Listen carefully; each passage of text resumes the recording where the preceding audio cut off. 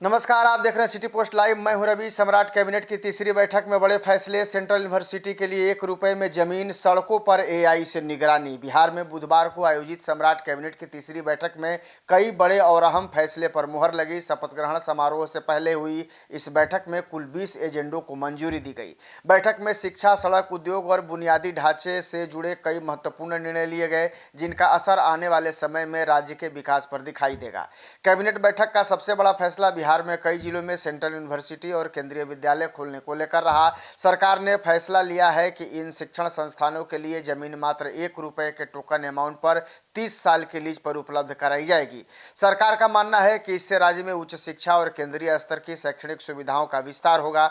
जानकारी के अनुसार शेखपुरा, कैमूर और अन्य जिलों में केंद्रीय विद्यालय और सेंट्रल यूनिवर्सिटी स्थापित करने की प्रक्रिया तेज की जाएगी। सरकार का उद्देश्य है कि बिहार के छात्रों को राज्य से बाहर जाने की मजबूरी कम हो और बेहतर शिक्षा अपने ही जिले में बच्चों को मिल सके। बैठक में सीतामढ़ी मेडिकल कॉलेज का नाम बदलने का भी निर्णय लिया गया। अब इस संस्थान को माता सीता मेडिकल कॉलेज के नाम से भी जाना जाएगा।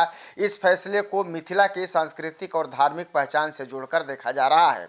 उद्योग और निवेश को बढ़ावा देने के लिए भी कैबिनेट ने बड़ा फैसला लिया है। उद्योग विभाग की 2025 प्रोत्साहन योजना की समय सीमा को बढ़ाकर अब 30 जून 2026 तक कर दी गई है। सरकार का मानना है कि इससे राज्य में नए निवेश आएंगे और युवाओं के लिए रोजगार के अवसर भी बढ़ेंगे। बिहार में लगातार हो रहे गंगा कटाव को रोकने के लिए भी कैबिनेट ने विशेष योजना को मंजूरी दी है। बक्सर समेत गंगा किनारे के कई इलाकों में कटाव रोधी कार्य किए जाएंगे ताकि खेती और आबादी को नुकसान से बचाया जा सके।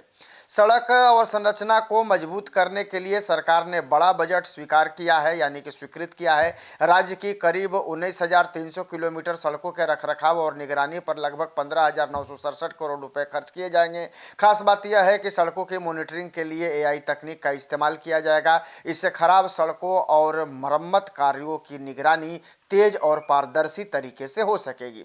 इससे पहले 29 अप्रैल को हुई सम्राट सरकार की दूसरी कैबिनेट की बैठक में 63 एजेंडों पर मुहर लगी थी। इस बैठक में सबसे बड़ा फैसला बिहार पुलिस में 20,937 पदों पर भर्ती को लेकर किया गया था।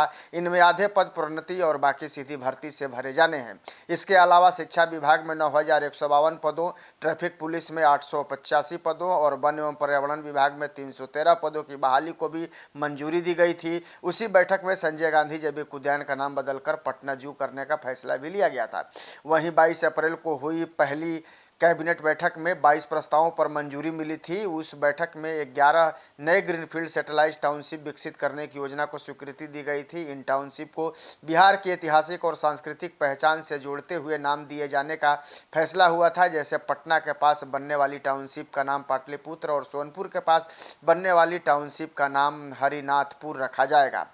पहली बैठक में बुजुर्गों को बड़ी राहत देते हुए यह भी तय किया गया था कि 80 साल से अधिक उम्र के लोगों को जमीन रजिस्ट्री अब उनके घर जाकर ही करवाई जाएगी ताकि उन्हें सरकारी दफ्तरों के चक्कर नहीं लगाने पड़े। सम्राट सरकार की लगातार हो रही कैबिनेट बैठकों में लिए जा रहे फैसलों को आगामी विकास और प्रशासनिक सुधारों की दिशा में बड़े कदम के तौर पर देखा जा रहा है और माना जा रहा है कि सम्राट सरकार जिस तरीके से लगातार काम कर रही है उससे कहीं न कहीं बिहार के विकास में मील का पत्थर साबित होगा। आपको हमारी ये खबर कैसी लगी? इसे ज़्यादा से ज़्यादा शेयर करें, लाइक करें और चैनल को सब्सक्राइब करना बिल्कुल नहीं भूलें। हमारे खबर में बने रहने के लिए आपका बहुत बहुत धन्यवाद।